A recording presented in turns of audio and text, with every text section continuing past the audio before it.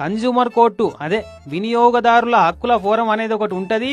అన్యాయంగా మన తానే ఎక్కువ పైసలు తీసుకున్న ముక్కులు విండి పైసలు వాపసు కట్టించే ఛాన్స్ ఉంటది ఆ ఫోరంలా అని తెలిసిన వాళ్ళు కూడా వాడుకుంటలేరు. అందుకే అందరికి ఒక బెస్ట్ ఎగ్జాంపుల్ వస్తుంటే ముచ్చట పట్టుకొచ్చినాం ఇయ్యాల.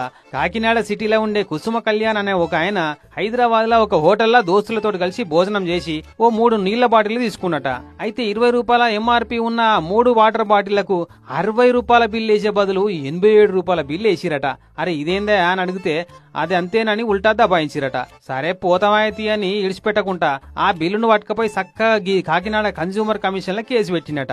ఇక అది నిజమేనా కాదా అని హోటళ్లకు నోటీసులు పంపి అసలు ముచ్చటంతా ఎంక్వైరీ చేసి ఆ 27 రూపాయల ఎక్స్ట్రా బిల్ వేసిన హోటళ్లకు 27 లక్షల రూపాయల దండికేసిరట.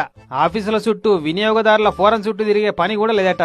ఆన్లైన్ కేసు నమోదు చేసుకోవచ్చునట. వకీళ్లు కూడా అక్కర్లేదట, సొంతంగానే వాదించుకోవచ్చుట. మరి ఇదివరసంది ఎంఆర్పి కంటే ఎక్కువ ఎవరన్నా తీసుకుంటే అస్సలు ఊకోవద్దు. పైసలు వాపస్ ఇస్తారా, కన్జ్యూమర్ ఫోరం లో కేసు ఏమంటారా అని ప్రశ్నించుడు నేర్చుకోమంటున్నారు.